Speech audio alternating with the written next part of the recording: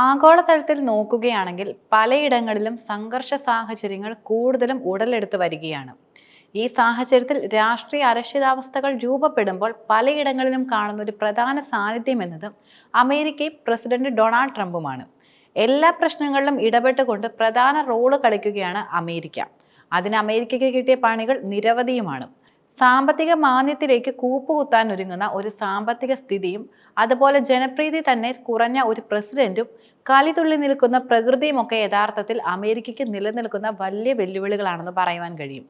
കാട്ടുതീയും അതുപോലെ ചുഴലിക്കാറ്റുമെല്ലാം ആഞ്ഞു വീശിയ അമേരിക്കയിലെ പ്രകൃതിയുടെ കലി ഇപ്പോഴും അവസാനിച്ചിട്ടില്ല എന്ന തരത്തിലാണ് കൂടുതലും റിപ്പോർട്ടുകൾ പുറത്തു വന്നുകൊണ്ടിരിക്കുന്നത്.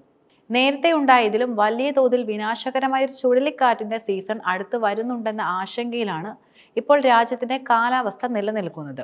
പ്രവചന ഏജൻസി അതുമാത്രമല്ല, നേരെ മറിച്ച് നാഷണൽ വെതർ സർവീസ് ജീവനക്കാരുടെ ക്ഷാമം നേരിടുന്ന പ്രശ്നം, പല ഓഫീസുകളിലും പരിചയസമ്പന്നനായ അധികൃതർ ഇല്ലാത്തതും സമയബന്ധിതമായ തീരുമാനങ്ങൾ അറിയിക്കുന്നതിൽ തടസ്സം വരുത്തിയേക്കാമെന്ന ആശങ്കയും ഏജൻസികൾ വലിയ രീതിയിൽ തന്നെ പങ്കുവയ്ക്കുകയും ചെയ്യുന്നുണ്ട്.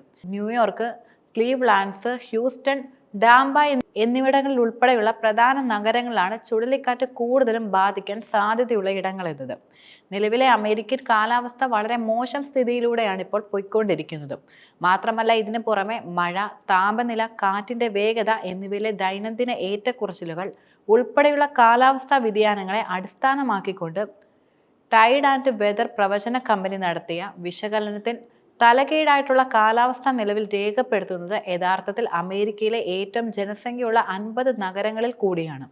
അതുപോലെ കാലാവസ്ഥാ നിരീക്ഷണ കേന്ദ്രങ്ങളിൽ നിന്നുള്ള ഡാറ്റ ഉപയോഗിച്ചുകൊണ്ട് ടൈഡ്സ് ചാർട്ടിൽ വിദഗ്ധർ ഒരു കാലാവസ്ഥാ പ്രവചനാതീത സൂചിക വികസിപ്പിച്ചെടുക്കുകയും ചെയ്തിരുന്നു.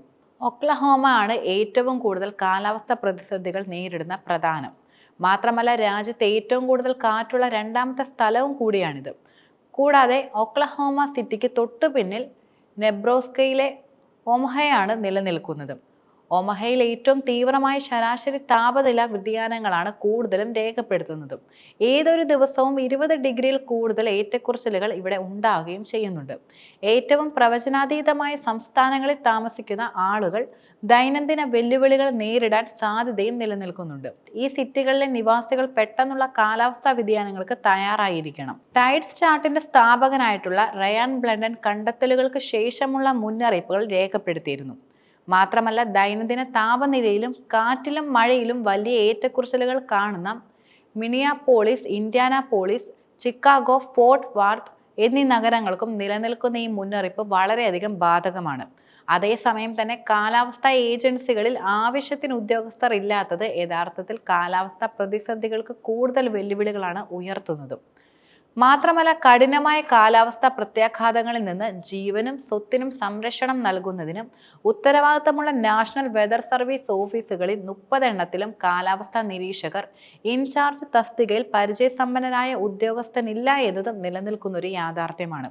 ന്യൂയോർക്ക് സിറ്റി, ക്ലീവ്ലാൻഡ്, ഹ്യൂസ്റ്റൺ, ഡാംബ തുടങ്ങിയ പ്രധാന ജനവാസ കേന്ദ്രങ്ങളിലെ ഓഫീസുകളും ഇതിൽ ഉൾപ്പെടുന്നവയാണ്.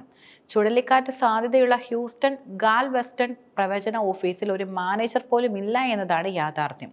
ഈ സാഹചര്യങ്ങൾക്കിടയിൽ വെള്ളപ്പൊക്ക ഭീഷണിയിൽ വലയുകയാണ് വടക്കൻ ടെക്സാസിലെ ഒക്ലഹോമയിലെയും ജനങ്ങളെല്ലാം തന്നെ. സമീപ ദിവസങ്ങളിൽ പ്രദേശത്ത് പെയ്ത കനത്ത മഴ സ്ഥിതി കൂടുതൽ വഷളാക്കി. 3 ദശലക്ഷത്തിലധികം ആളുകളാണ് അവിടെ കൂടുതലും നിലനിൽക്കുന്നത്. അമേരിക്ക മാത്രമല്ല, നേരെ മറിച്ച് ഇസ്രയേലിലെയും അവസ്ഥ കുറച്ച് പ്രശ്നത്തിലാണ് ഇപ്പോൾ നിലനിൽക്കുന്നതെന്ന് പറയാം.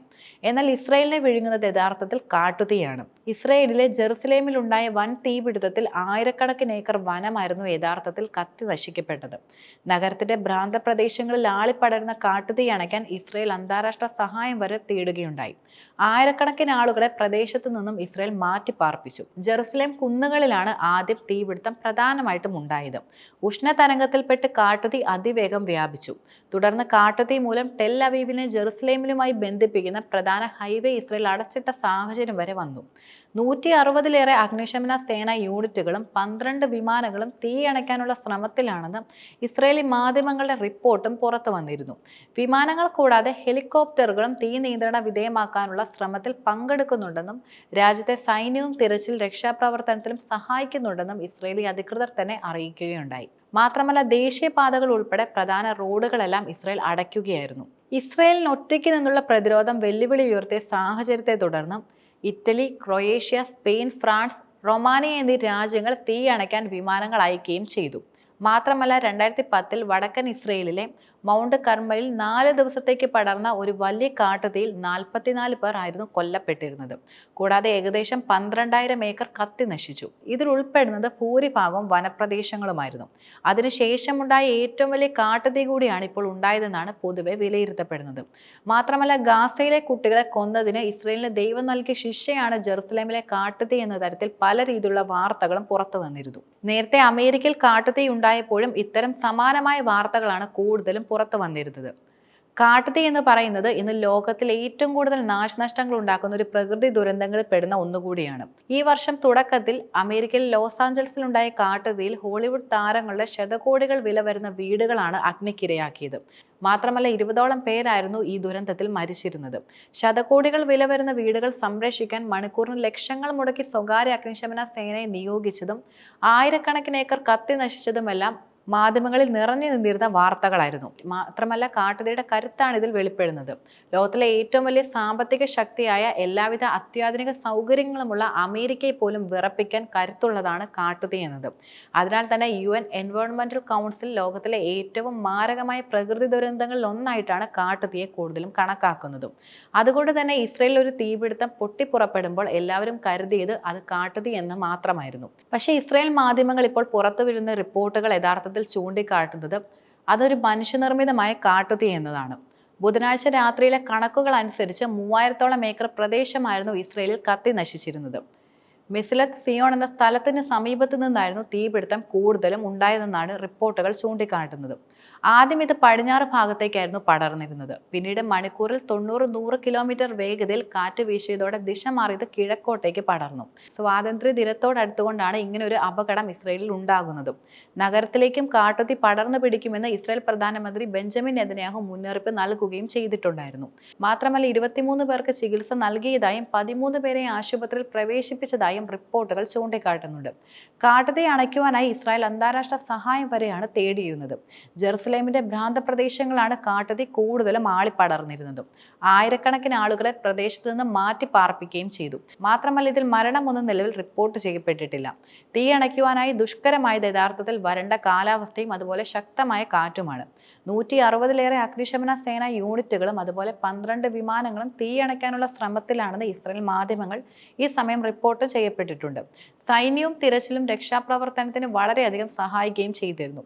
ദേശീയപാതകൾ ഉൾപ്പെടെയുള്ള പ്രധാന റോഡുകളെല്ലാം ഇസ്രായേൽ അടച്ചിടുകയും ചെയ്തു. കാട്ടുതീ നിയന്ത്രണത്തിൽ കൊണ്ടുവരാൻ സാധിക്കാത്ത സാഹചര്യത്തിലായിരുന്നു സ്വാതന്ത്ര്യ ദിനത്തോടനുബന്ധിച്ചുള്ള രാജ്യവ്യാപകമായി കടുത്ത നിയന്ത്രണങ്ങൾ ഏർപ്പെടുത്തിയിരുന്നത്. ഇസ്രയേലിൽ ഇതുവരെ ഉണ്ടായതിൽ വെച്ച് ഏറ്റവും വലിയ തീപിടുത്തമാണിതെന്നാണ് വിദഗ്ധരെല്ലാം ചൂണ്ടിക്കാട്ടിയിരുന്നത്. മാത്രമല്ല രാജ്യം നേരിടുന്ന ഏറ്റവും വലിയ കാട്ടുതീയാകാം ഇതെന്ന് Jerusalem fire and rescue district commander വിശദീകരിക്കുകയും ചെയ്തിരുന്നു. ഇപ്പോൾ അഗ്നിയെ ഏതാണ്ട് പൂർണ്ണമായി നിയന്ത്രിക്കാൻ ഇസ്രയേലിന് കഴിയുകയും ചെയ്തു. എന്നാലും അപ്പോഴും അവശേഷിക്കുന്ന ഒരു ചോദ്യം എവിടെ നിന്നാണ് ഈ തീയുടെ ഉത്ഭവം എന്നാണ്. ഇത് ചിലർ പ്ലാൻ ചെയ്തതാണെന്ന തരത്തിലും ഇപ്പോൾ ഇസ്രയേലിൽ നിന്നും റിപ്പോർട്ടുകൾ പുറത്തു വരുന്നുണ്ട്. അതിനാൽ ഇസ്രയേലിലെ ഈ കാട്ടുതീ മനുഷ്യനിർമ്മിതമാണെന്നാണ് പുറത്തു വരുന്ന റിപ്പോർട്ടുകളെല്ലാം തന്നെ സൂചിപ്പിക്കുന്നത്.